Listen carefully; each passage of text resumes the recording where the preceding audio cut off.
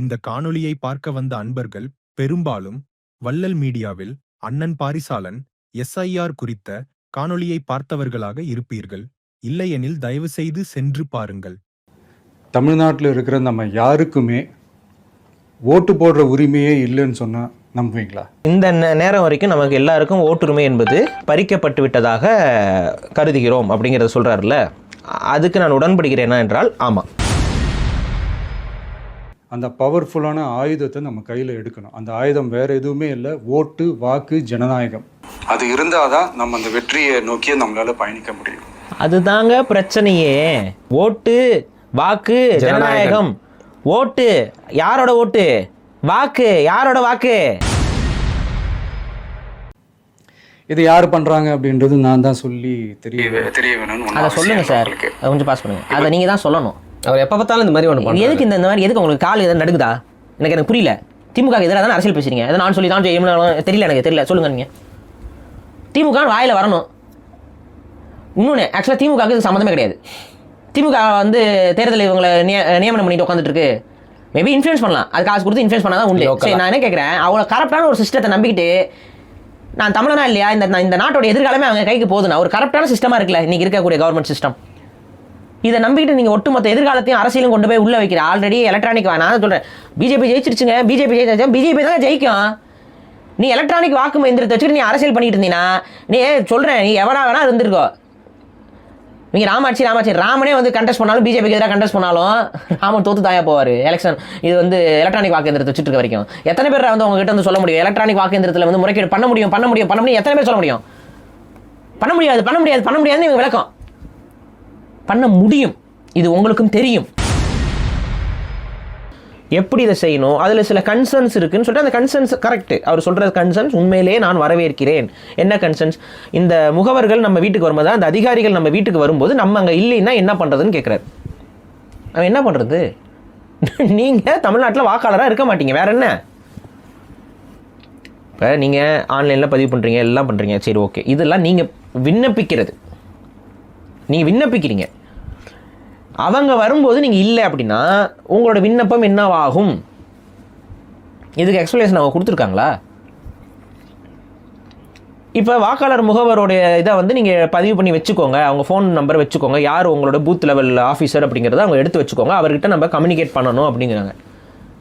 ஏதோ ஒரு காரணத்தினால அந்த பூத் லெவல் ஆஃபீஸர் வந்து உங்கள் வாக்கை கன்சிடர் பண்ணலைன்னு வச்சுக்குவோம். ஸோ ஒரு பூத் லெவல் ஆஃபீஸர் முடிவு பண்ணுறாரு, நீ இந்தியனா தமிழனா இந்த மண்ணுக்கு மைந்தனான்னு. கரெக்டாக நீ ஓட்டு போடணுமா வேணாமா, இந்த இடம் வந்துருச்சா?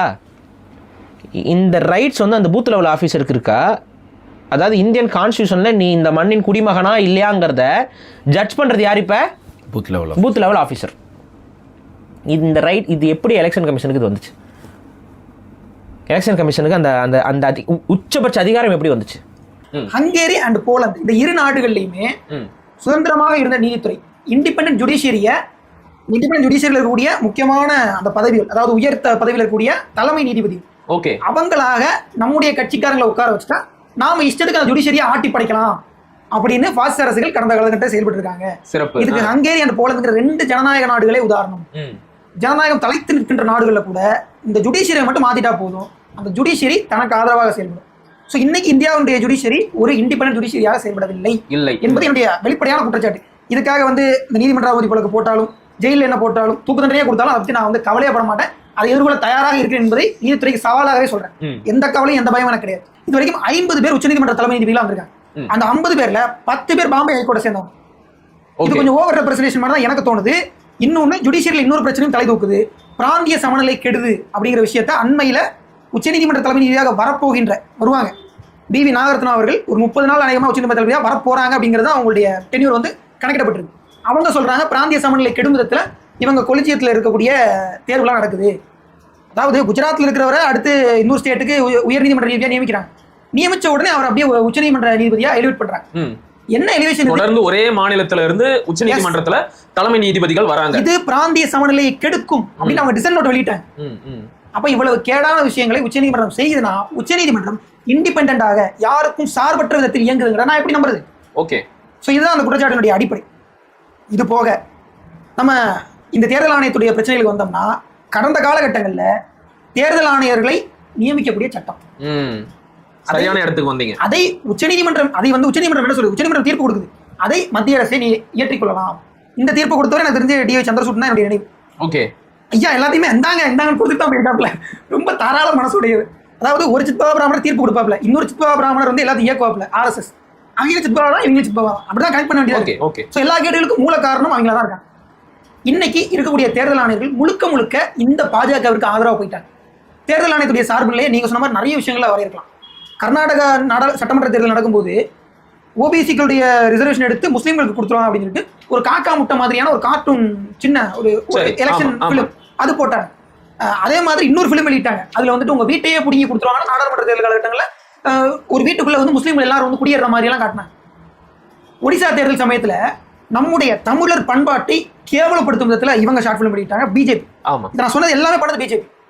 இந்த பிஜேபி மேல ஒரு பண்பாட்டை அநாகரிகமா சித்தரித்து வெறுப்பு பிரச்சாரம் செய்து தேர்தலை இவர்கள் எதிர்கொள்கிறார்கள் தேர்தல் ஆணையம் நடவடிக்கை எடுக்க முடியுமா? முடியாது. கண்டிப்பா முடியும்ல. ஏன் செய்யல? ஏன்னா அவங்களோட ஆளுதான தலைமை தேர்தல் ஆணையரா இருக்கிறாரு. அந்த இடத்துல பிரச்சனை இருக்கு. ராஜீவ்குமாரும் அப்படித்தான். இப்ப இருக்கக்கூடிய ஞானேஸ்வர் குமாரும் அவர்தான். அவருமே இதுக்கு முன்னாடி அமித்ஷாவுடைய துறையில முதன்மை செயலராக இருந்தாங்க.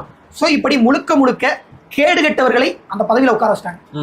இப்போ அந்த கேடு கெட்டவர்களால் நடத்தப்படுகின்ற தேர்தல் எப்படி நேர்மையானதாக நியாயமானதாக 2023 தான் நீங்க சுட்டி காட்டின அந்த சட்ட திருத்தம் வந்துச்சு. அதாவது இதுக்கு முன்னாடி இந்திய தேர்தல் ஆணையத்தின் தலைமை தேர்தல் ஆணையரை தேர்ந்தெடுப்பதற்கு ஒரு குழு இருக்கும். அந்த குழுவுல யார் யாரெல்லாம் இருப்பாங்க அப்படின்னா பிரதமர், எதிர்க்கட்சி தலைவர், உச்ச நீதிமன்ற தலைமை நீதிபதி. இப்ப ஒன்றிய பாஜக அரசு 2023 தலைமை தேர்தல் அதிகாரியை ஆணையரை தேர்ந்தெடுக்கும் சட்டத்துல ஒரு திருத்தத்தை கொண்டு வராங்க. அதன்படி இந்த குழுவுல உச்ச நீதிமன்ற தலைமை நீதிபதியை நீக்கிட்டு அதுக்கு பதிலா பிரதமர் தேர்ந்தெடுக்கிற ஒரு கேபினெட் அமைச்சர் இருப்பாரு. இந்த கேபினெட் மினிஸ்டர் கூட குறிப்பா இவங்க கிடையாது, பிரைம் மினிஸ்டர் சொல்றவர், அவங்களுடைய அமைச்சரவையில் இருக்கிற ஏதோ ஒரு அமைச்சர் இருப்பாரு. அந்த இடத்துல நமக்கு என்ன கேள்வி? ஒரு பிரதமர் தனக்கு பாதகமான ஒரு அமைச்சரையா சிபாரிசு பண்ணுவார்.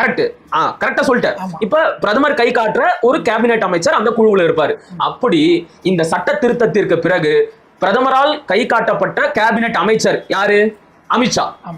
அதாவது தலைமை தேர்தல் ஆணையரை தேர்ந்தெடுக்கும் குழுவுல பெரும்பான்மை பலம் தங்களுடைய கையில இருக்கிற மாதிரி பாஜக பாத்துக்கிட்டாங்க. இதன் பிறகு அவங்க தலைமை தேர்தல் ஆணையரா யாரை கொண்டு வராங்க? ஞானேஸ்வர். அயோத்தி ராமர் கோவில் அறக்கட்டளை அமைப்பதிலும் காஷ்மீரை துண்டாடியதிலும் முக்கிய பங்காற்றிய ஞானேஷ்குமாரை தலைமை தேர்தல் ஆணையரா கொண்டு வராங்க. அடுத்து அமித்ஷா, உள்துறை அமைச்சர் அவருக்கு கீழே பணியாற்றிய விவேக் ஜோஷி அவரையும், அதன் பிறகு நெடுஞ்சாலைத்துறை அமைச்சர் நிதின் கட்கரி கீழே பணியாற்றிய பேர் வந்து வடநாட்டு பேரு சுக்பிரசிங் சாந்து. ஆமா, இவங்க 2 பேரையும் துணை தலைமை தேர்தல் ஆணையரா கொண்டு வராங்க. முழுக்க இவங்களுடைய ஆட்களை தலைமை தேர்தல் ஆணையரா கொண்டு வந்துட்டு இந்த தேர்தல் ஆணையத்தோட சட்ட விதிகள்ல பல மாற்றத்தை செஞ்சாங்க. அது வந்து பாத்தீங்கன்னா இந்த நாட்டு ஊடகங்களால பெரிய அளவுக்கு பேசுபொருளா மாற்றப்படவே இல்லை. குறிப்பா இந்த SIR செயல் திட்டம் இருக்கு தெரியுமா? இது ஏதோ இன்னைக்கு திடீர்னு கொண்டு வந்தது கிடையாது. இது பாஜகவோட நீண்ட நாள் செயல் திட்டம். இதற்காக அவங்க ஒவ்வொரு கல்லா அடுக்கி தான் இந்த இடத்துக்கு வந்திருக்கிறாங்க. இதனுடைய முதல் ஸ்டெப் தான் இந்த தலைமை தேர்தல் ஆணையரை தேர்ந்தெடுக்கும் சட்ட திருத்தம். அதை செஞ்சு கடைசி ஸ்டெப்னே வச்சுக்கலாம். ஆனா அந்த சட்ட திருத்தத்தை செஞ்சு இவங்களுக்கான ஆட்களை கொண்டு வந்து அந்த இடத்துல நிரப்பிட்டாங்க. இப்ப அவங்கள வச்சு 2024 ஆண்டு தேர்தல் நடைமுறை சட்டத்துல ஒரு சீர்திருத்தத்தை கொண்டு வந்தாங்க. அது என்ன அப்படின்னா 1961 விதி 93 கீழ் 2A. இது எதை பத்தி பேசுது அப்படின்னா தேர்தல் நடத்தை விதிகள். ஒரு தேர்தல் நடந்து முடிஞ்சதுக்கு பிறகு அந்த தேர்தல் நடக்கிறதுக்கு முன்னாடியும் நடந்து முடிஞ்சதுக்கு பின்னாடியும் என்னென்ன ஆவணங்கள் எல்லாம் சமர்ப்பிக்கப்பட்டுச்சு. இப்ப உதாரணத்துக்கு வேட்பாளர் கொடுக்கிற ஆவணம், தேர்தல் நடந்து முடிஞ்சதுக்கு அப்புறம் யார் யாரெல்லாம் ஓட்டு போட்டாங்க, தேர்தல் செலவு பட்டியல் எல்லாமே பொது வெளியில் வைக்கப்படும். யாரு வேணும்னாலும் அதை எடுத்து ஆராய்ஞ்சு பார்த்துக்கலாம். புரியுதா? ஆனா இந்த சட்ட விதியில தலைமை தேர்தல் ஆணையரோட ரெக்கமெண்டேஷன்னால ஒன்றிய பாஜக அரசு, மோடி அரசு ஒரு திருத்தத்தை கொண்டு வராங்க. அதன்படி இதுக்கப்புறம் எல்லா ஆவணங்களும் பொது பார்வைக்கு வைக்கப்படாது. நாங்க வந்து இப்ப இதைத்தான் கொடுப்போம் அப்படின்னு சொல்லிட்டு ஒரு லிஸ்ட் வெளியிடுறோம். இதெல்லாம் என்னெல்லாம் கொடுக்குறோமோ அது எல்லாமே பொது பார்வைக்கு வைக்கப்படும். அப்பவும் கூட தேர்தல் நேரத்தில் பதிவாகின்ற CCTV காட்சிகளை வெளியிட மாட்டோம் அது பொது பார்வைக்கு இல்லை அப்படிங்கிறான். ஏன் வந்து சிசிடிவி காட்சியை வெளியிட மாட்டேன் அப்படின்னு ஒன்றிய தேர்தல் ஆணையம் சொல்லணும்? ஏன்னா வாக்கு திருட்டு நடந்துச்சு அப்படின்னு சொன்னா அந்த இடத்துல பூத்தோட சிசிடிவி காட்சியை கேட்பாங்க. அதை கொடுத்தா நேர்மையாத்தான் தேர்தல் நடந்துச்சா, எத்தனை பேர் ஓட்டு போட்டாங்க, இங்க எத்தனை ஓட்டு கவுண்ட் பண்ணப்பட்டிருக்கு, எல்லா விவரமும் வந்துருமா?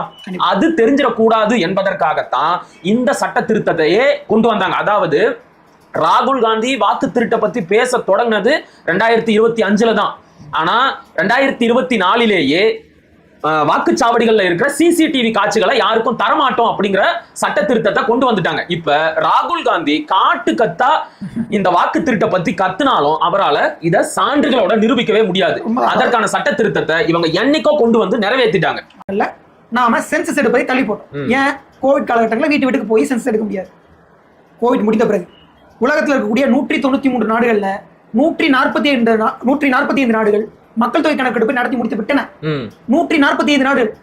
அதுலயும் மக்கள் தொகை அதிகம் கொண்ட நாடுகள்ல நைஜீரியாவும் இந்தியாவும் மட்டும்தான் இப்ப வரைக்கும் சென்சஸ் எடுக்கல. அப்ப என்ன அர்த்தம்? சைனா எடுத்துட்டா உலகத்துல மக்கள் தொகை கொண்ட பல நாடுகள், கனடா எடுத்துட்டாங்க, அமெரிக்கா எடுத்துட்டாங்க, பல நாடுகள் சென்சஸ் எடுத்துட்டாங்க அர்த்தம். 145 நாடுகள் சென்சஸ் எடுத்த போது நீ சென்சஸ் எடுக்காம காலம் தாழ்த்திட்டு இப்போ என்ன சொல்ற 2026 எடுப்போங்க அப்படிதான் சொல்லியிருக்காங்க.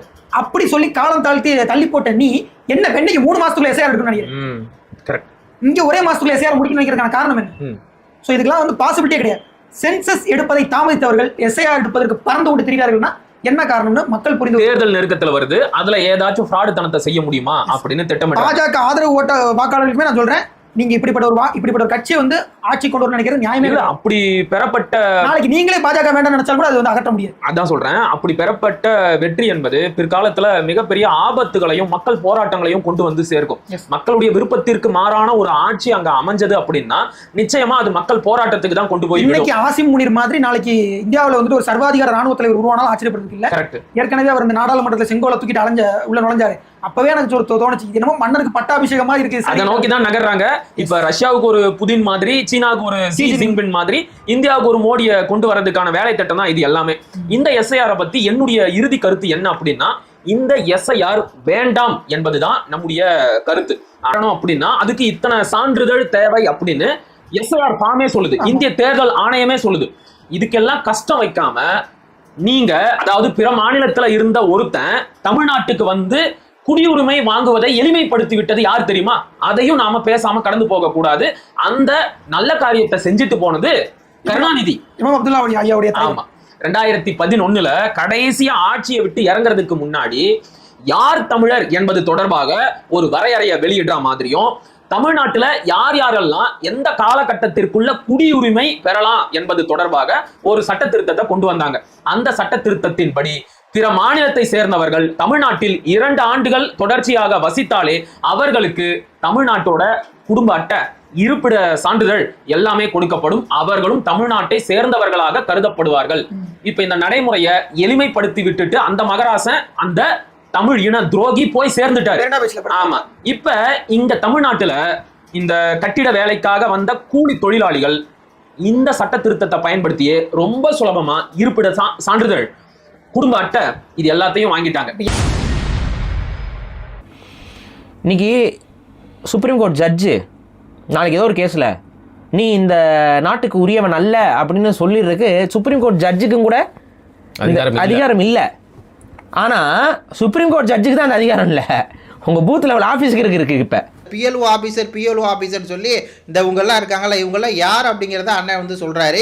இவங்கெல்லாம் துப்புரவு பணியாளர் இருக்காங்கல்ல, அந்த வேலை செஞ்சுருக்காங்கல்ல அவங்க, ப்ளஸ் வந்து கொசு மருந்து அடிப்பாங்களே மாநகராட்சியில் அவங்க, அப்புறம் அங்கன்வாடியில், அதாங்க பால்வாடியில் வந்து ஆயம்மாக்களாக இருக்காங்கல்ல அவங்க, அப்புறம் ஸ்கூலில் வந்து ஆயம்மாக்களாக இருக்காங்கல்ல இவங்க தான் வந்து இந்த பிஎல்ஓ ஆஃபீஸரு அப்படின்னு சொல்லி சொல்கிறாரு. எனக்கு கேட்டு வந்து சாக்கு.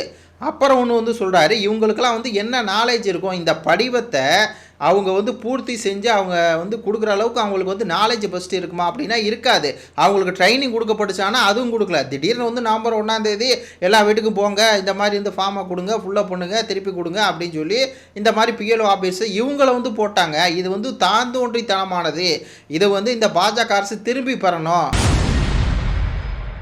ஒன்று இருந்தால் தான் ஓடு மாற்ற முடியும்னு அறிஞர் அண்ணா அவர்கள் சொல்லியிருக்கிறாங்க. அந்த மாதிரி ஓட்டுன்னு ஒன்று இருந்தால் தான் இந்த நாட்டையே காப்பாற்ற முடியும். நல்லா இருக்கு டைலாக். நல்லதே நடக்கும், நல்லது நடக்காதுங்க. மீண்டும் சந்திக்கும் வரை நன்றி, வணக்கம். அடுத்த சனிக்கிழமை வரை சரி போயிட்டு வாங்க. இல்லை, படம் வருது. என்ன படம்? ஜனநாயகனுங்க. அதான் ஜனநாயகம் அழுத்தி சொன்னாரே, தெரியலையா உங்களுக்கு? இங்கே அவர் சொல்கிறாருல்ல, வீடுன்னு ஒன்று இருந்தால் தான் ஓடுன்னு ஒன்று இருக்கும். இப்போ வீட்டு பத்திரமே உங்கள் பேரில் இல்லைன்னு அவன் பத்திரத்தையே பிடிங்கிட்டான். இதுக்கப்புறம் எங்கே போய் ஓட்டு மாற்றி என்ன பண்ண போகிறீங்க? இந்த நல்லதே நடக்கும்னு சொல்லி முடிக்கிறீங்க. என்ன நல்லதே நடக்கும் சொல்லுங்கள்? நல்லதை நம்ம தான் நடத்தணும். கெட்டதே தான் நடக்க போகுது. கெட்டதே நடக்க போகுது. திரும்ப வாக்காளர்கள் எல்லாம் ஒன்று தின்னு தமிழ்நாடு, இங்கே தமிழ்நாடு வேணால் தரலாம். ஆனால் தமிழ்நாடு யாராக இருக்கும்? தமிழ்நாடு ஒரு குட்டி வங்காளமாக இருக்கும், ஒரு குட்டி ஒரிஷாவாக இருக்கும். இது என்ன எவ்வளோ முக்கியமான ஒரு கண்டென்ட்டை, ஒரு கான்டெக்ஸ்டே இவங்க பேசலப்பாங்க. இங்கே இருக்கக்கூடிய பெரும்பான்மையாக இருக்கக்கூடிய வட இந்தியர்கள் இங்கே தமிழ்நாட்டுக்கு வாக்காளராக மாறுவாங்கங்கிறதையே இவர் பேசாமல் கடந்து போகிறார். தெரிஞ்சு பண்ணுறாரா தெரியாமல் பண்ணுறாரான்னு தெரியல. தெரியாமல் பண்ணாலும் தப்பு, தெரிஞ்சு பண்ணாலும் அதை விட பெரிய தப்பு. இருக்கிற பேரும் அந்த ஸ்பெல்லிங் இனிஷியல்ஸ் எல்லாமே ஒரே மாதிரி இருந்தால் தான் அது அக்செப்ட் ஆகும். ஆதார் கார்டில் ஃபோட்டோவே ஒரு மாதிரி இருக்காது. கேர்ஃபுல்லாக பண்ணுங்க. அது கொஞ்சம் யூசர் ஃப்ரெண்ட்லியாக இருக்கலாமேன்னு கேட்டதுக்கு அதெல்லாம் வாய்ப்பு இல்லை, அதுக்கெல்லாம் ஆளுங்க இல்லை, பண்ண முடியாதுன்னு ரிப்ளை பண்ணிட்டாங்க. பார்த்துக்கோங்க. ஸோ அதனால் மை டியர் டிவிகே தோழர்களே, மை டியர் ஜென்சி படை பலமே, இதுங்க அதே ஜென்சி கிட்ட தான் நானும் சொல்கிறேன். உங்களுக்காக தான் நான் கத்தி கதறிட்டு இருக்கேன். இது விஜய்க்கு எதிரான வீடியோன்னு நினைக்காதீங்க. அவரும் தன்னை பற்றியும் தன் கட்சியோடைய வாக்குகளை பற்றி மட்டுமே தான் யோசிக்கிறாரே ஒழிய மக்களுடைய வாழ்க்கையை பற்றி யோசிக்கலைங்கிறது தான் நான் இங்கே பதிவு. நம்ம பலத்தை காட்டணும், நம்ம பலத்தை காட்டணும்னு நினைக்கிறாரு. நீங்கள் இங்கே உங்கள் பலத்தை காட்டுறது பலத்தை காட்டாதுங்கிறதுல ரெண்டாவது. வடக்கேன் தன் பலத்தை காட்டுவான் இந்த தேர்தலில். அதெல்லாம் நமக்கு கூட்டணிக்கு தானே வரப்போகுது, பரவாயில்ல, ஒரு கோடி வாக்கு வட இந்திய வாக்கு அதிமுகவுக்கு அப்படின்னு நீங்கள் ஆடிக்கிட்டு இருக்காரு நம்ம எடப்பாடி. அவன் பிஜேபிக்கு தான் வாக்கு போடுவேன், அதிமுகவுக்கு இல்லை. பார்க்கும் எவ்வளோ வாக்கு வருது. இத்தனை வட இந்திய வாக்காளர் இருக்கான். எடப்பாடி சார் கொஞ்சம் நகருங்க சார் அப்படின்னு சொல்லிட்டு உங்களை கழட்டி விட்டுட்டு பிஜேபி இங்கே ஆட்சி அமைக்கும். கால் படுதுங்க அப்படின்னா நீங்கள் தள்ளி உட்காருங்க, அவ்வளோதான் நடக்கும். புரிந்து கொள்ளுங்கள். இதுக்கு மேலே நான் என்ன விளக்கம் கொடுக்குன்னு தெரில. தமிழக முதல்வரே, தானை தலைவரே, இப்படிலாம் சொல்கிறேங்கிறதுக்காகனாச்சும் கொஞ்சம் ஒத்துழையாமைக்கு வாங்க. திமுக கேடர்ஸ் நம்மளுடைய அவர் ஒரு வீடியோ போட்டிருக்காரு. இதே கான்செப்டில் அவரும் போயிட்டுருக்காரு. விஜயனாச்சு கட்சி தான் வச்சுருக்காரு, அதிகாரம் கிடையாது. நீங்கள் என்ன வச்சுருக்கீங்க? அதிகாரமும் வச்சுருக்கீங்க. இதை தடுப்பதற்கான ஒட்டுமொத்த அதிகாரமும் இன்னைக்கு ஸ்டாலின் அவரிடம் இருக்கிறது. ஆனால் அவர் என்ன சொல்கிறாரு? நம்மளுடைய திமுக கேடர்ஸ்லாம் இருக்கிறாங்க, அவங்க பூத் லெவலில் இருந்து நம்ம ஆட்களுக்கு, நம்ம வாக்காளர்களுக்கு எல்லாத்தையும் செஞ்சுருவாங்க. நாங்களும் எஸ்ஐஆரை எதிர்க்கிறோம், நம்ம கட்சிக்காரங்கள்லாம் பதிவு பண்ணிக்குவாங்க.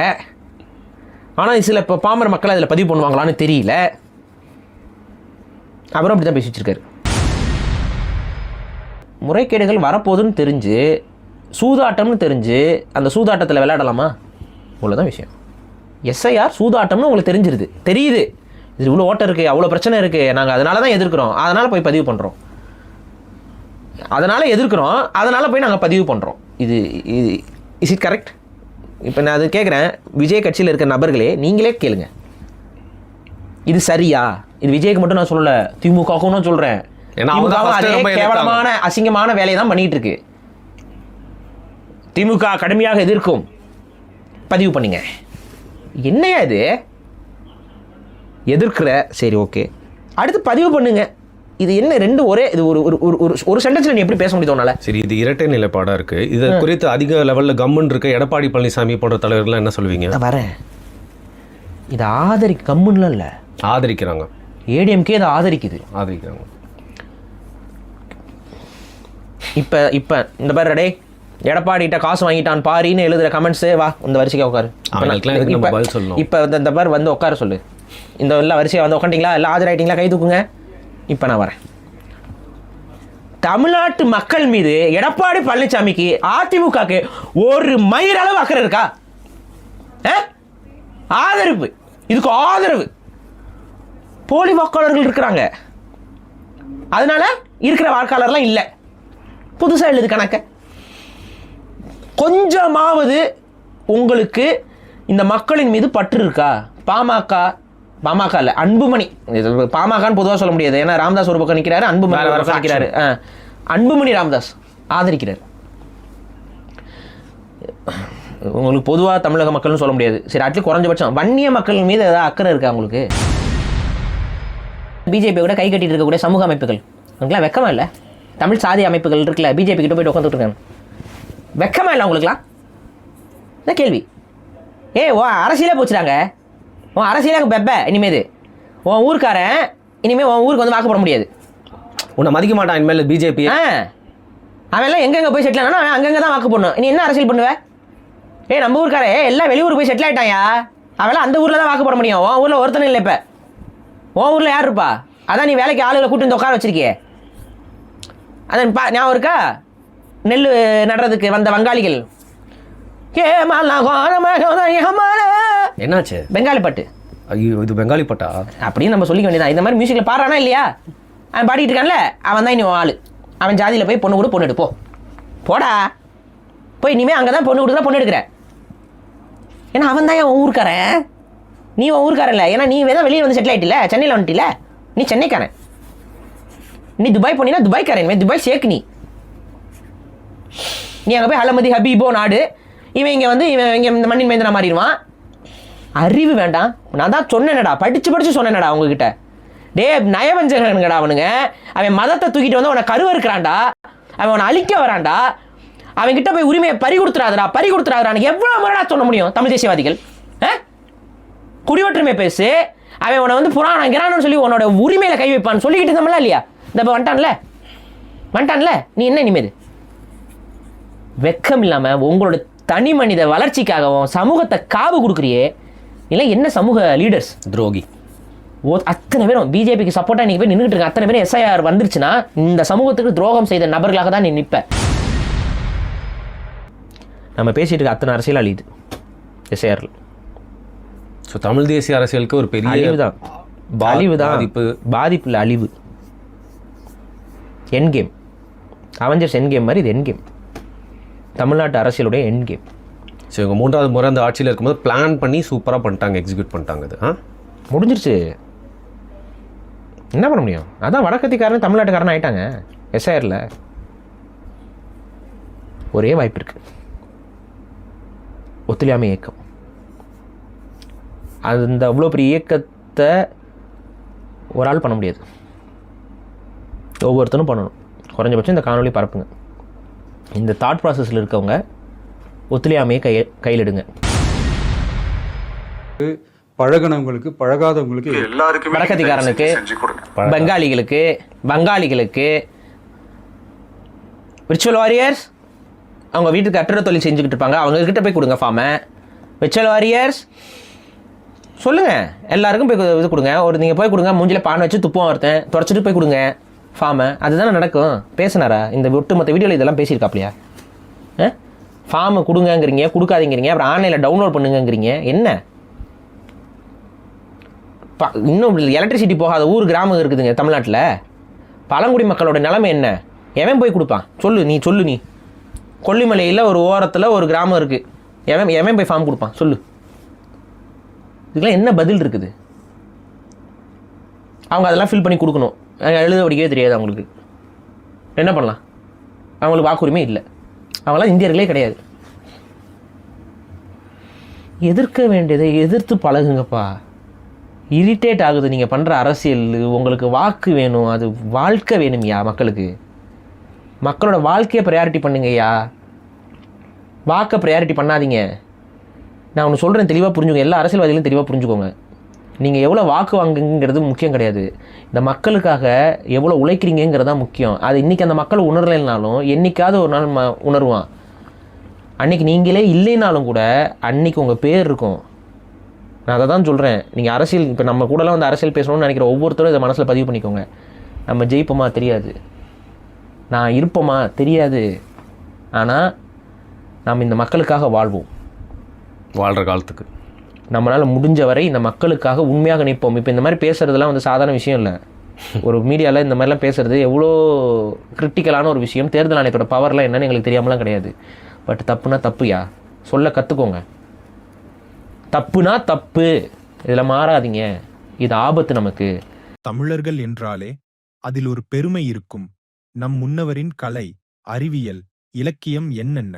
ஆனால் அண்மை காலத்தில் சிறுமை மட்டுமே. சல்லிக்கட்டு போராட்டம் யாரும் மறக்கப் போவதில்லை. நம் மாட்டை, நம் அடையாளத்தை அன்று காத்த நாம் இன்று உணர்ச்சிகளற்ற பேடிகள் ஆனோமா? உலகச் சட்டங்களுக்கு எதிரான இந்த ஜாயார் திட்டத்தால் நாம் இத்தனை நாளாக நம்மிடமிருந்த நிலத்தையும் நம் அடையாளத்தையும் இழக்க வேண்டுமா? இந்தியா ஆங்கிலேயர்களிடம் விடுதலை பெற்றுவிட்டது. ஆனால் தமிழர்கள் தொடர்ந்து அந்நியர்களால் அடிமைப்பட்டு வாழ்ந்துவிட்டு ஆண்மையை இழந்துவிட்டனர். கடந்த சில ஆண்டுகளாக தமிழர்களின் மக்கள் தொகையும் குறைந்துவிட்டது. கொஞ்சம் இங்க பாருங்க. இந்த தமிழ்நாட்டில் ஒரு காலகட்டத்தில் 14% பறையர் சமூகத்தை சேர்ந்த மக்கள் இருந்தாங்க. இன்னைக்கு வந்து ஒட்டுமொத்தமாகவே தாழ்த்தப்பட்ட சமூகத்தை சேர்ந்தவங்க 15% தான் இருப்பாங்கன்றாங்க. இந்த 14% இருந்த பறையர் எண்ணிக்கை ஏன் குறைஞ்சிச்சு?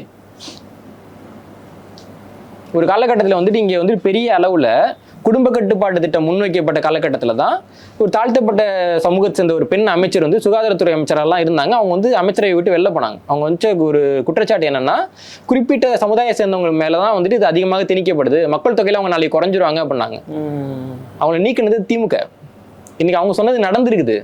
தமிழ்நாட்டில் சத்தமே இல்லாமல் ஒரு குறிப்பிட்ட சாதியை மட்டும் இனக்குழுக்களை செஞ்சிருக்கிறாங்க. இதெல்லாம் நடந்துட்டு இருக்குது தமிழ்நாட்டில்.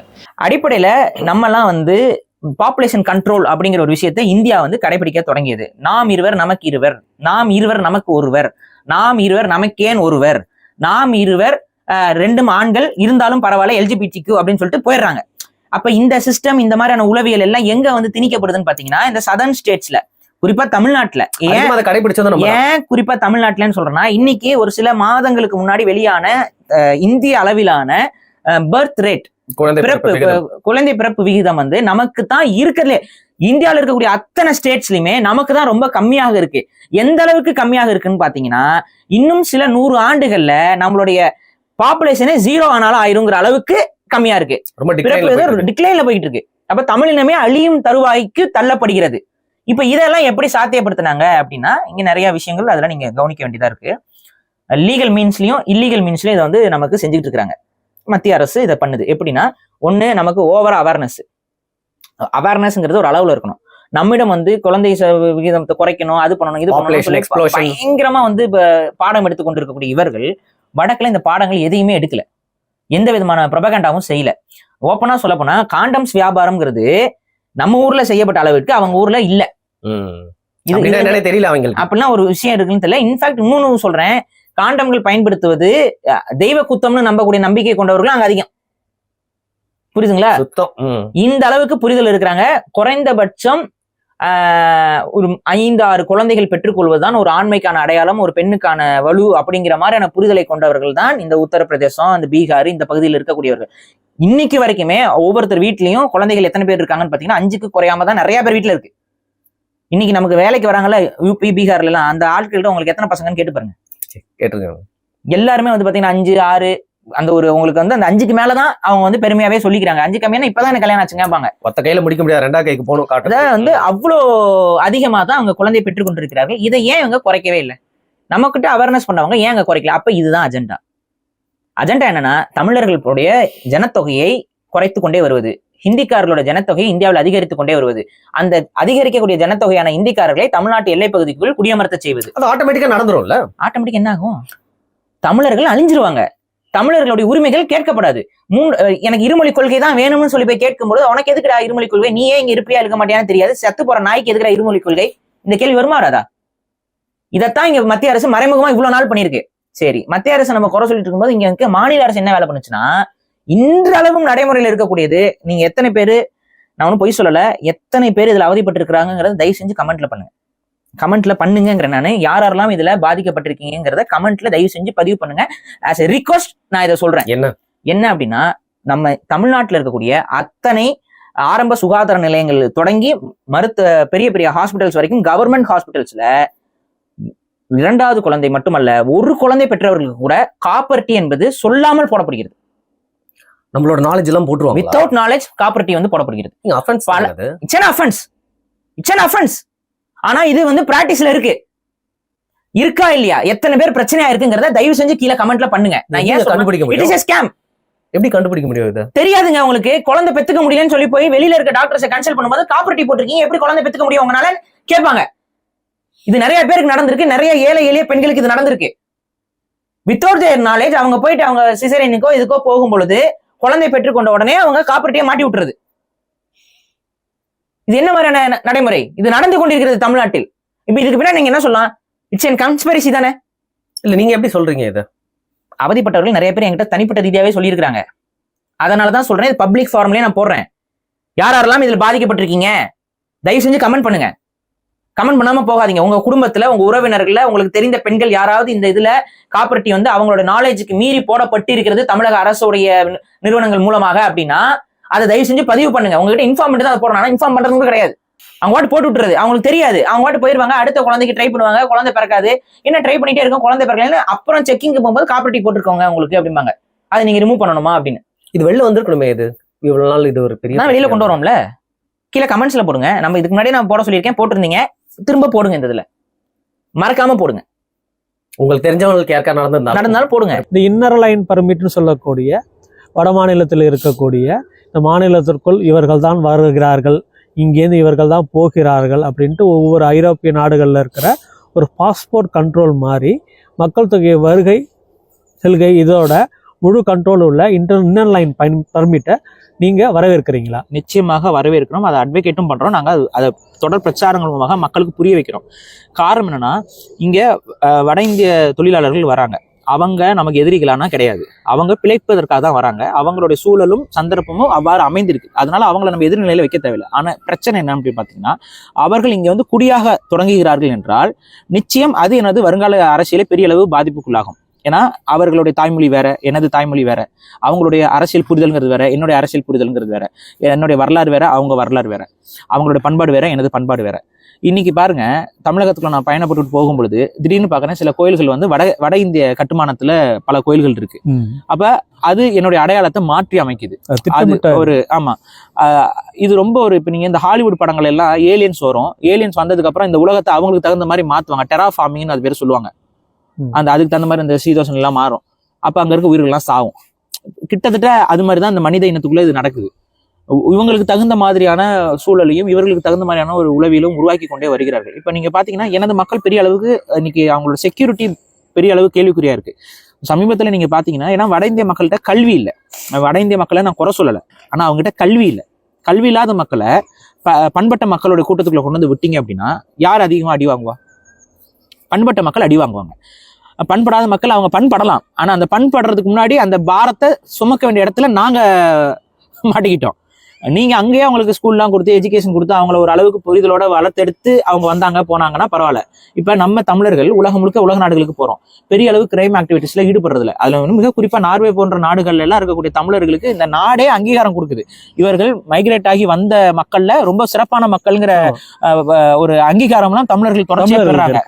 இன்ஜினியர்ஸா இருக்காங்க, டாக்டர்ஸா இருக்காங்க, இந்த நாட்டோட வளர்ச்சிக்கு உழைக்கிறாங்க. ஆனா இந்த நாட்டோட கிரைம்ல அவங்க பங்கு பெறது இல்லை, இந்த நாட்டுடைய சுரண்டர்லயும் அவங்க பங்கு பெறது இல்லை.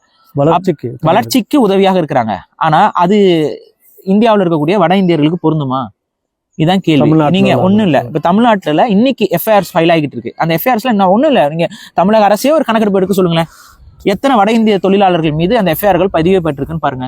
எத்தனை பிசினஸ், இல்லீகல் பிசினஸ், கஞ்சா வியாபாரம் இதுல எல்லாம் வட இந்தியர்கள் கைதாயிருக்காங்கன்னு பாருங்க. இப்ப சமீபத்துல எத்தனை கொலைகள்ல வட இந்தியர்கள் பங்கு பெற்றிருக்காங்க. அந்த ரேஷியோ பாருங்க. தமிழன் கொலையே செய்யல நான் சொல்லல, தமிழனும் கொலை செய்வான், தமிழன்லயும் ரவுடிக இருக்காங்க. ஆனா இந்த ரேஷியோ கண்டிப்பா இங்க இருக்கிற ஜனத்தொகை 8 கோடி பேர் இருக்கிற தமிழ்நாட்டுல 8 கோடி தமிழன் எவ்வளவு கிரைம்ல ஈடுபடுறான், இங்க வந்திருக்க வட இந்தியர்கள் எவ்வளவு? உங்ககிட்ட கணக்கு இல்ல, எனக்கு தெரியும். அதனாலதான் இன்னர் லைன் பர்மிட் வேணுங்கிறோம்.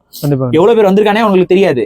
அவங்க எவ்வளவு பேர் கிரைம்ல இன்வால்வ் பண்றாங்கிறத நீங்களே எடுத்து பாருங்களேன். இது வந்து ஒரு அபாயகரமான இடத்தை நோக்கி எங்களுக்கு நகர்த்துது. அப்ப நாங்க என்ன சொல்றோம், வா வேலை செய், யார் வரங்கிறது எனக்கு தெரியணும், எங்க வேலை செய்யறதுங்கிறது தெரியணும், எவ்வளவு நாள் நீ வேலை செய்யறதுங்கிறது எனக்கு தெரியணும், வேலை செஞ்சதுக்கு அப்புறம் நீ போயிட்டியாங்கிறது எனக்கு தெரியணும். அதுக்கு இன்னர் லைன் பர்மிட். அதுக்கப்புறம் இல்ல நான் தமிழ்நாட்டிலேயே செட்டில் ஆகணும்னா அதுக்கு வேற ஏதாவது ஒரு முறைமையை நம்ம தமிழக அரசு உருவாக்கிக்கணும். தப்பு கிடையாது. வந்து அவன் செட்டில் ஆகணும், இங்கே வர்ற ஒரு சூழல் வருதுன்னு வைங்க. அப்ப அதுக்கு தகுந்த மாதிரி இத்தனை ஆண்டுகள், ஒரு 10 ஆண்டுகளோ ஏதோ தொடர்ச்சியா அவர் வேலை செய்யணும், அவர் குடும்பம் இங்க இருக்கணும், இந்த மாதிரியான விஷயங்களை உருவாக்கிட்டு அதுக்கப்புறம் அவரை தமிழ்நாட்டோட சிட்டிசனா மாத்திக்கிறது அது வேற. ஆனா வந்த உடனே ஒரு சில முறைகேடான முறைகளை பயன்படுத்தி ஒரு அட்ரஸை வாங்கிட்டு, அட்ரஸ் ப்ரூஃப் வாங்கிட்டு அவங்க இந்த மண்ணின் மைந்தர்களாக மாறி விடுகிறார்கள். அடுத்து இந்த மண்ணின் மைந்தர்களுக்கும் அவர்களுக்கும் ஒரே அரசியல் அங்கீகாரம், ஓட்டர் ஐடியில இருந்து எல்லாமே ஒன்னா வந்துடும். எப்படி? அப்ப இதை நாங்க எதிர்க்கிறோம். அப்ப இன்னர் லைன் பர்மிட்டுங்கிறத நாங்க மக்களுக்கு கொண்டு வரணும். அதுதான் தமிழ்நாட்டுக்கு முதல் கட்ட தேவையாக இருக்கிறது. இன்னைக்கு வந்த உடனே ஒரு ஒரு சில முறைகேடான முறைகளை பயன்படுத்தி ஒரு அட்ரஸை வாங்கிட்டு அட்ரஸ் ப்ரூஃப் வாங்கிட்டு அவங்க இந்த மண்ணின் மைந்தர்களாக மாறி விடுகிறார்கள். அடுத்து இந்த மண்ணின் மைந்தர்களுக்கும் அவர்களுக்கும் ஒரே அரசியல் அங்கீகாரம், ஓட்டர் ஐடியிலேருந்து எல்லாமே ஒன்றா வந்துடும். எப்படி?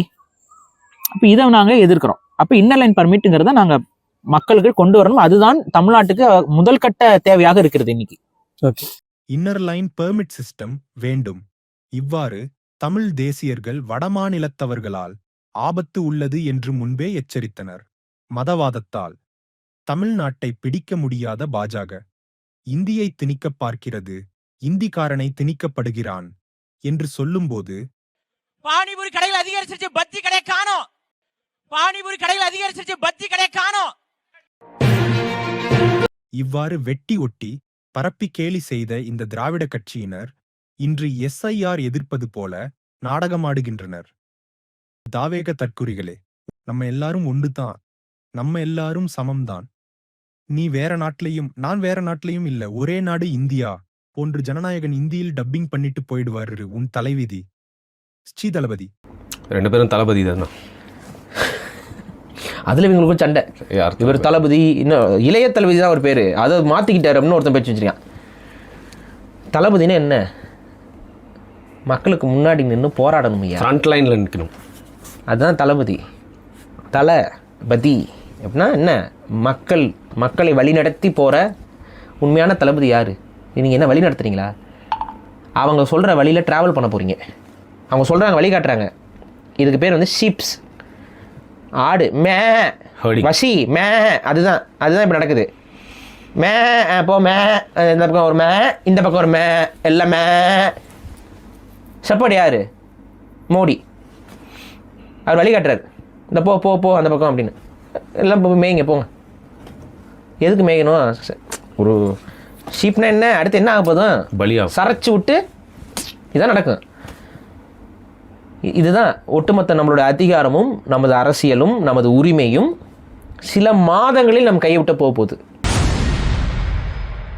இதுல யாரு தமிழன், யாரு மகாராஷ்டிரியன், பீகார் யாரு, யூபி யாருன்னு எனக்கு தெரியாது. வாழ்றதுக்காக தான் மனுஷன் உருவாக்கினா ஜாதி, மதம், இனம், மொழியெல்லாம். வடமாநிலத்தவர்களால் தமிழ்நாட்டில் எத்தனை கேடுகள் நடந்துள்ளது என உனக்கு தெரியுமா?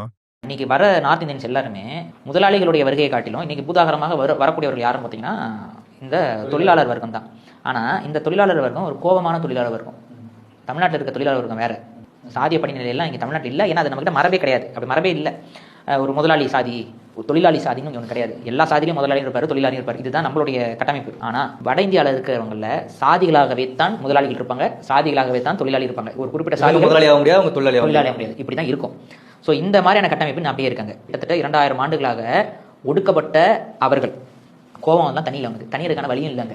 அவனுடைய அந்த கஷ்ட காலத்திலேருந்து விடுதலை அடைஞ்சு ஒரு சாமானியன் போல வாழக்கூடிய தகுதி பெற்றிருந்தான்னா தனிஞ்சிருக்கும். அந்த கோபம் தனியாத கூட்டம் அவன் அப்படியே பேத்து கொண்டு வந்து இங்கே போடுறாங்க. இப்போ தமிழ்நாட்டில் யார் மேலே கோபப்படும்? அடுத்து தமிழர்கள் தான் கோபப்படும். ஒடுக்குமுறைக்கு உள்ளான வட இந்தியர்கள் எல்லாத்தையும் கொண்டு வந்து இங்கே அவன் நிற்கிறான் பாருங்க. இதை அவன் தப்பிக்கிறக்காக செய்கிற வேலை. இது நிறைய பேர் புரிய மாட்டேங்குது. நாளைக்கு இவன் வந்து உரிமை பெற்று போராடுவான். இன்னைக்கு அவனுக்கு கல்வி வருது, அந்த கல்வி மூலமா உரிமை கேட்பான் கண்டிப்பாக. அப்போ அந்த உரிமை வரும்போது அவன் அந்த உரிமையை கொடுக்குறதுக்கு அவன் தயாராகவே இல்லை, எல்லாத்தையும் அனுப்புறான். ஓ அப்போ என்ன ஆகும்? அவன் அந்த உரிமை வேட்கையோட வரவன் நமக்கும் அவனுக்கு பழக்கமே கிடையாது. நம்ம எப்போ போல தான் இருப்போம், ஆனால் அவன் கோமாதிக்கும். அதனால தான் இன்னைக்கு ஒரு சாமானியமாக திருப்பூரில் 4 பசங்களுக்குள்ள சண்டை வருது. அவனுக்கு அவ்வளோ வெறி கொண்டு வந்து அடிக்கணும் இருக்கா? அவனுக்கு எங்கேயோ இருக்க கோபத்தை எங்கேயோ காட்டுறான். புரியுதுங்களா நான் சொல்றது? அவனுக்கு வேற எங்கேயோ கோபம் இருக்கு. அந்த கோபம் வந்து அவன் இங்கே காட்டிட்டு இருக்கான். தமிழ்நாட்டில் ஒரு தமிழனை பிடிச்சி கட்டி வச்சிருந்தாங்க வீடியோ கிருஷ்ணகிரியில். அப்போ என்ன கோவம் உனக்கு? அவ்வளோ கோவம்.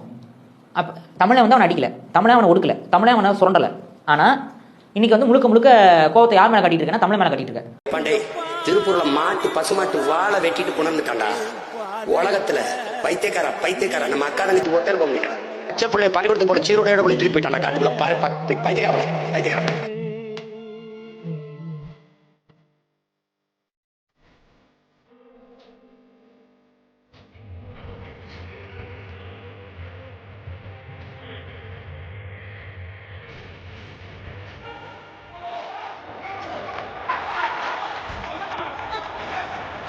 ஆலையில் சிறந்த பெண்ணை வட மாநில இளைஞர் தாக்கிய சம்பவம் அதிர்ச்சியை ஏற்படுத்தியது.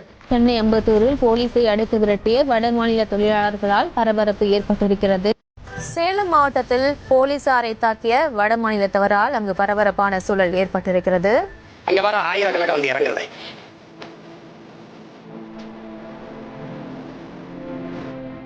நீ ஆதரிக்காம போ, ஆனால் ஒரு நாள் நீ தேடல.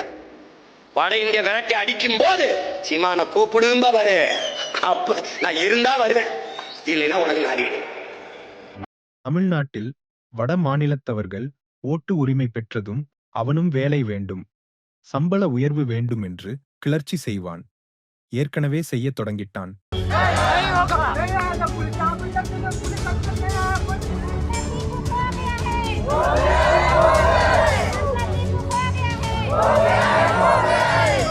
இதையடுத்து அவருக்கு உரிய இழப்பீடு கேட்டு 1000க்கும் மேற்பட்ட வட மாநில தொழிலாளர்கள் போராட்டத்தில் ஈடுபட்டனர். இதையடுத்து பேச்சுவார்த்தைக்கு சென்ற காவலர்கள் மீது அவர்கள் கற்களை வீசி தாக்குதல் நடத்தியதால் பரபரப்பு ஏற்பட்டது. வட மாநிலத்தவர்கள் வாக்குரிமை பெற்றால் சமூகத்தின் விளைவு என்ன தெரியுமா? இன்னைக்கு இவன் அடிச்சுட்டு போறவன் வட மாநில தொழிலாளர், நாளைக்கு இவன் தமிழ்நாட்டுடைய குடியுரிமை பெற்ற வாக்காளர். முதலாளியாவும் மாறுறதுக்கு வாய்ப்பு. அவன் முதலாளியா மாறுறான், தொழிலாளியா இருக்கான், அது பிரச்சனை இல்லைங்க. வாக்காளரா மாறுறாங்க. அவன் யாருக்கு வாக்குப்படுவான்? பாஜகவுக்கு. அவன் பாஜகவுக்கு வாக்குப்படுவான், அவன் காங்கிரஸ்க்கு வாக்குப்படுவான். இவங்களோட கொள்கை என்ன?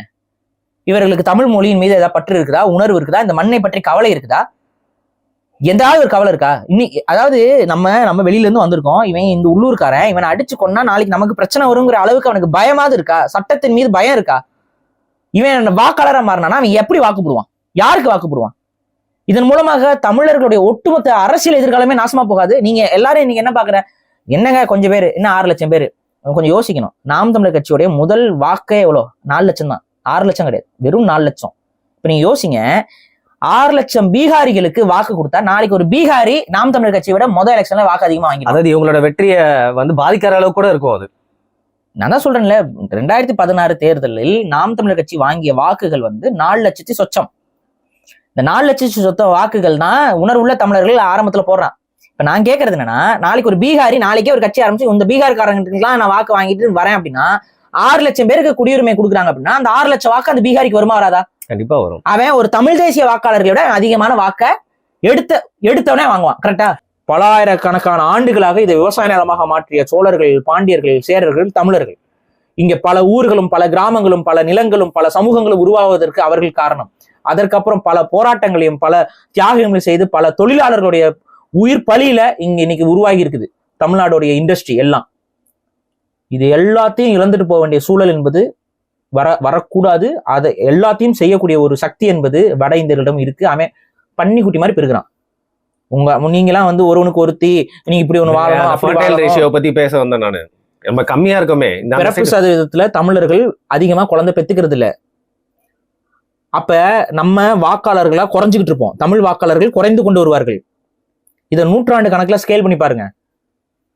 இன்னொரு 100 வருஷத்துல தமிழ்நாட்டில் தமிழர்கள் சிறுபான்மைனா நீ யோசிச்சு பாரு, அரசியல் என்னவா இருக்கும்னு யோசிச்சு. தமிழ்நாடுன்ற பேர் முதல்ல எதுக்கு இருக்கணும்? தமிழ்நாடுன்னு இருக்காதுங்க, அவன் மாத்திருவான். இதுதான் உண்மை. இது இந்த ஒரு அடிப்படையே இவங்களுக்கு புரியல. அந்த ஒரு அடிப்படை புரியாம நீ சிறுபான்மையா இருந்து நீ என்ன கத்திடுவ? நீ சிறுபான்மையா இருப்ப. அப்ப தமிழ்நாடுன்னு பேரை மாத்தக்கூடாதியா? இது நான் எங்களோட தாய்மண்ணியா நீ சொல்லுவ? நீ யாருடான்னு சொல்லிட்டு அவனை எட்டி மிதிப்பான்.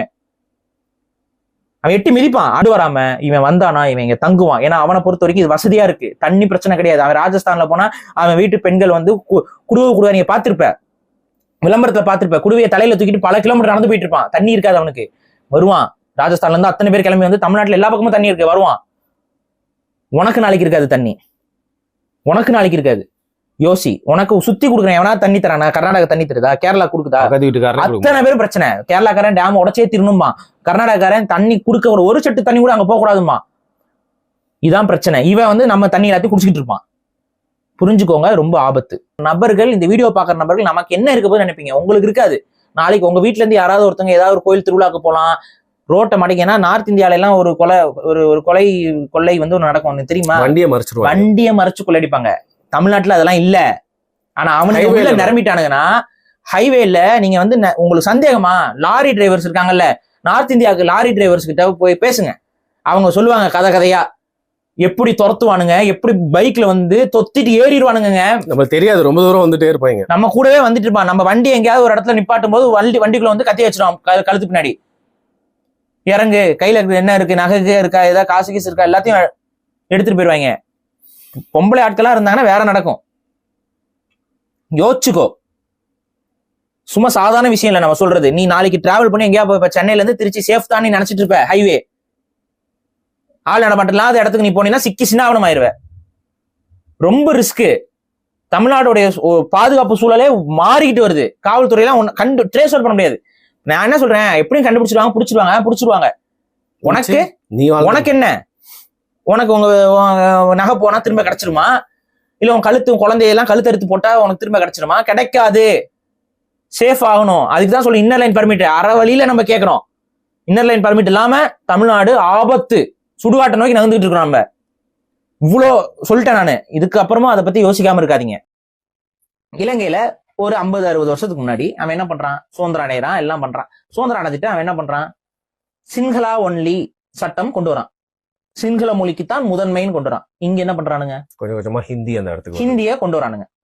அங்க என்ன பண்ணா, தமிழ் வழியில படிச்சவர்களுக்கு எவ்வளவுதான் படிச்சு போயிருந்தாலும் அவர்களுடைய கல்வி செல்லாதுன்னா, இன்னைக்கு தமிழ் வழியில படிக்கக்கூடிய மாணவர்களோட நிலைமை இங்க நீட்டுக்கு அப்புறம் என்ன ஆயிருக்கு நீங்களே பாருங்க. மதிப்பு குறைஞ்சிருச்சு. அங்க என்னென்ன நடந்துச்சோ கிட்டத்தட்ட அதுக்கு ஈக்குவலா இங்க நடக்க ஆரம்பிச்சிருச்சு. அடுத்து என்ன பண்ணா, தமிழர்கள் வாழக்கூடிய பகுதிகளில் திட்டமிட்ட சிங்கள குடியேற்றங்களை செஞ்சான். வேலையாட்கள்னு சொல்லி கொண்டு வந்தான், விவசாயிகள்னு சொல்லி கொண்டு வந்தான், மீனவர்கள்னு சொல்லி கொண்டு வந்தான். தமிழர்கள் வாழக்கூடிய கிராமங்கள்ல சிங்கள குடியேற்றத்தை நடத்தினான். இன்னைக்கு என்ன பண்றான், இந்தியால தமிழர்கள் வாழக்கூடிய பகுதிகளில் வட இந்திய குடியேற்றம் நடந்து கொண்டிருக்கு. ஓட்டுரிமை லெவலுக்கு நடக்குதா இல்லையா? என்ன பண்ணலாம்? அங்க ஒரு 30-40 வருஷத்துக்கு முன்னாடி நடந்த சில நிகழ்வுகள் இங்க இப்ப நடந்துகிட்டு இருக்கோம் கண்ணு முன்னாடி. அப்ப 50 வருஷத்துக்கு அப்புறம் அங்க ஒரு பெரிய இனப்படுகொலை நடந்துச்சுன்னா அடுத்த 50 வருஷத்துல இங்க ஒரு பெரிய இனப்படுகொலை வருங்கிறத கூட நீ உணராம உட்காந்துட்டு இருக்கேன்னா நீ யாருக்காக சொத்து சம்பாதிச்சிடுற? நீ சொத்து சேர்க்கிற, யாருக்கு சேர்க்கிற? உன் பிள்ளைக்கு சேர்ப்ப, உன் பையனுக்கு சேர்ப்ப.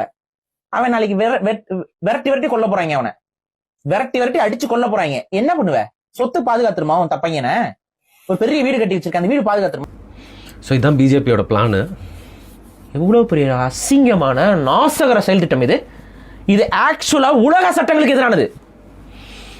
ஒரு மக்கள் வாழக்கூடிய, ஒரு நேஷனலைஸ்டு பாப்புலேஷன் வாழக்கூடிய பகுதியில், அதாவது ஒரு தேசிய இனத்தின் தாய் நிலத்தில், தமிழ்நாடு தமிழ் தேசிய மக்களுடைய தாய் நிலம், அந்த தாய் நிலத்துல வேற ஒரு இனத்தை குடியேற்றம் செய்வது, வலுக்கட்டாய குடியேற்றம் செய்வது உலக சட்டங்களுக்கு எதிரானது. It's a structural genocide. SIR is a structural genocide. இதை பேசுறதுக்கு எவனுக்கா துப்பு இருக்காங்க தமிழ்நாட்டில்? போய் கணக்கு இப்போ எல்லாம் பதிவு பண்ணுங்க ஆன்லைன். விண்ணப்ப படிவத்தை எடுத்துக்கோங்க. இதுதான் எதிர்ப்பாயா? இதுதான் எதிர்ப்பா? திமுகவும் அதுதான் பண்ணுது, டிவிகேவும் அதுதான் பண்ணுது, என்டிகே ஒன்று தான் எதிர்க்குது கட்சிகளில். வித் நோ கண்டிஷன்ஸ் எதிர்ப்பு. Above 50% of the Tamil population, they are not willing to participate in SIR. SIR can't be the solution. அவங்க நம்ம வழிக்கு இறங்கி வந்து தான் ஆகணும். இதுதான் ஒரே வழி. ஐ ஹோப் நாம் தமிழர் அந்த போராட்டத்தை முன்னெடுக்கக்கூடிய ஒரு பெரிய கட்சியாக இப்போதைக்கு இருக்குது. அந்த வழியில் அவங்க வரணும். அவங்களும் எப்படி போய் பதிவு பண்ணுறதுன்னு சொல்ல ஆரம்பிச்சிட்டாங்க அப்படின்னா நம்ம என்ன பண்ண வருதுன்னு தெரில. It's hopeless. தயவு செஞ்சு விஜய், உங்களுக்கு தெரியுது இது ஆபத்துன்னு, ஆனால் புரியலை. இதோடைய பூதாகரமான செயல்கள் என்னன்னு உங்களுக்கு புரியல. இல்லை வரக்கூடிய வடக்கத்திக்காரனை இப்போ எதிர்த்தோம் அப்படின்னா நாளைக்கு அவன் தான் வாக்காளராக மாறிடுவான், நமக்கு வாக்கு போட மாட்டான் அப்படின்னு நினைக்கிறீங்களா? அதனால தான் ஜனநாயகன் படத்தில் பாட்டிலெல்லாம் வந்து ஹிந்தி தெலுங்கு எல்லாம் போட்டு, அதாவது இவங்க பேனுன்னு போய் இப்போ தான் எனக்கு புரியுது. இவங்க அரசியல் தமிழ்நாட்டு அரசியல்லாம் இல்லை, இனிமேது பேன் இந்திய அரசியல் தான். வேறு என்னங்க பண்ண முடியும்? வேறு என்ன பண்ண முடியும்? இது தமிழ்நாட்டுக்கு தாங்க இப்போ வருது. இங்கே தமிழ்நாட்டுக்கு ஒரு சமாதியை கட்டிட்டு அடுத்து கேரளாவுக்கு அது வரும், கேரளாவுக்கு ஒரு சமாதியை கட்டிட்டு அப்படியே ஒவ்வொரு மாநிலங்களும் சமாதியை கட்டி முடிச்சுட்டு கடைசியில் அந்த சமாதி காவி சமாதியாக இருக்கும். கேரளாவெலாம் ஈஸியாக முடிச்சு விட்டலாம், ஏன்னா எல்லாம் வெளில தான் இருக்காங்க, எல்லாம் முஸ்லீம் தான் ஆல்ரெடி, எல்லாம் வெளிநாட்டில் இருக்காங்க. நீ அவ்வளோதான் போயிரு சேட்டா, வச்சுட்டாண்டா பெரிய வேட்டா அப்படின்னு அப்படிதான் சொல்லணும். வச்சுட்டாண்டா பெரிய வேட்டா. நான் இன்னும் சொல்கிறேன், கேரள சகோதரர்கள் தமிழர்கள் ஒருங்கிணைந்து, ஏன்னா அவன் மேப்பில் வரைகிறான் பிஜேபி இது வரைக்கும் ஆட்சி அதிகாரம் பிடிக்காத மாநிலங்கள் எதுன்னு போகும்போது 2 மட்டும்தான் இருக்குது. இந்த மேப் என்ன மேப்புனா வேறு ஒன்றும் இல்லை, மௌரிய பேரரசுக்கு எதிராக இருந்த ஒரு மேப்பு. மௌரிய பேரரசோட மேப்பு போட்டிங்கன்னா அது என்ன மேப்போ அதே மேப்பு தான் பிஜேபி இல்லாத கவர்மெண்ட்டோட மேப் அப்படின்னு சொல்லி வருது. வரலாறு ரொம்ப ரெசிஸ்டன்ஸ் ரொம்ப முக்கியம்.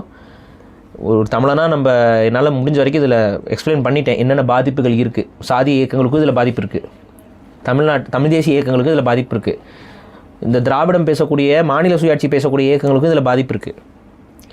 சுங்கச்சாவடி, இரயில் நிலையம் என்று அவன் தாங்க வேலை செய்கிறான். இனி தமிழ்நாட்டு வருவாய்த்துறை, துப்புரவுத்துறை போன்ற அனைத்து அரசு துறைகளிலும் வேலைக்கு வருவான். போட்டித் தேர்வுக்கு படிக்கும் மாணவர்களே, பல இன்னல்களை தாண்டி படிக்கிறீங்களே. வடக்கனும் இப்போ ஓபிசி எல்லாம் இல்லை, நேரடியாக எஸ்சி பிசி எம்பிசின்னு உங்களுக்கு போட்டியா வருவான். பாடத்திட்டங்களும் மாறும். ஹிந்தி மொழியில் கல்வி கற்க வேண்டும், தமிழக அரசு பள்ளிகளில் ஹிந்தி வேண்டும்னு போராட ஆரம்பிப்பான். போராடுறதுக்கான அத்தனை உரிமையும் அவனுக்கு இருக்கும். காரணம் அவன் வாக்காளர். அவன் வாக்குகள் நமக்கு வேணும்னா அவன் சொல்கிறத கேட்கணும். இருக்கிறதுலே ஒஸ்டஸ்ட்டு ஒரு விஷயம். ஆனால் உட்காந்து எல்லாம் நானும் பார்க்குறேன், விஜய் சரி அட்லீஸ்ட் எதிர்பாருன்னு பார்த்தா உட்காந்து எப்படி பதிவு பண்ணணும்னு சொல்லி கொடுத்துட்ருக்காரு. இப்போ இதில் இன்னொரு கொடுமை இருக்குது. இப்போ நீங்கள் சொன்னீங்க, இப்போ நீங்கள் வடக்கில் போயிட்டீங்க, உங்களுக்கு இதில் அதே போல் அங்கேருந்து வந்தவன் இங்கே வாக்காளராக மாறிடுவான். கரெக்டாக? நீங்கள் வேணால் டெல்லியில் வாக்காளராக மாறிக்கலாம். நீங்கள் டெல்லியில் வாக்கு போட்டால் என்ன, போராட்டி என்ன, உங்களுக்கு என்ன? I don't care. அவ்வளோதான விஷயம். அதே தான் இவனுக்கு. இவன் இங்கே வந்து என்ன பண்ணுவான், பிஜேபிக்கு வாக்கு போடுவான். பாரத் மாதா கி ஜெய் அப்படிமா. நான் திராவிட முன்னேற்ற கட்சிக்கு தான் ஓட்டு போடுவேன்னு சொல்லும் இசுலாமியர்களே, நான் திராவிட முன்னேற்ற கட்சிக்கு தான் ஓட்டு போடுவேன்னு சொல்லும் கிறித்தவர்களே, இறுதியில் உங்கள் மனிதகுல எதிரி பாஜக தான் ஆட்சி அமைக்கப் போகிறார்கள். திராவிட முன்னேற்ற கட்சிக்கு உங்களை காக்கும் என்று நம்புறீங்கன்னா இந்த செய்தியையும் பாருங்கள், இந்த செய்தியையும் பாருங்கள். இறுதியாக தமிழ்நாட்டை பொறுத்தவரை, தமிழர்களை பொறுத்தவரை என் மீது நம்பிக்கை இருக்கிறவர்கள் கேட்டுக்கோங்க. இதை நான் கோஆப்ரேஷனாக தான் நம்ம எதிர்க்கணும். இதுதான் ஒரே வழி. ஏன்னா இதை நம்ம எதிர்க்கல அப்படின்னா நம்ம இனத்தை இழக்கிறோம். ஓரிரு மாதங்களில் நம் இனத்தை நாம் இழக்கிறோம். நம்மளுடைய ஒட்டுமொத்த உரிமையும் இந்த மண்ணில் நாம் இழக்கிறோம். இது ஒரு இருக்கிறதுலையே இதுவரைக்கும் பிஜேபி கொண்டு வந்த செயல் திட்டங்களிலேயே சைனைடுக்கு ஈக்குவலான ஒரு பாய்சனஸான, ஏன்னா வித்தின் செகண்ட்ஸ் வித்தின் மந்த்ஸ் நம்மளுடைய இன உரிமையை முழுமையாக இழக்கக்கூடிய ஒரு செயல் திட்டம் தான் இந்த எஸ்ஐஆர். நில உரிமை எல்லா உரிமையும் போயிடும் நமக்கு. ஏன்னா அவன் வந்து வாக்காளராக வரான். ஒட்டுமொத்த தமிழ் இயக்கங்களும், தமிழ் தேசிய இயக்கங்களும், திராவிட இயக்கங்களும், மாநில சுயாட்சி பேசக்கூடிய இயக்கங்களும், தமிழர் உரிமை மண் உரிமை பேசக்கூடிய இயக்கங்களும், கம்யூனிச இயக்கங்களும், இடதுசாரி இயக்கங்களும், இயற்கை வள ஆர்வலர்களும், இந்த மண்ணையும் மக்களையும் காக்கணும்னு நினைப்பவர்களும், தமிழ் ஆன்மீகத்தை காக்கணும்னு நினைப்பவர்களும் அத்தனை பேரும் இந்த எஸ்ஐஆருக்கு எதிராக ஓர் அணியில் திரண்டால் ஒழிய இந்த விஷத்திலிருந்து நாம் தப்பிக்க முடியாது.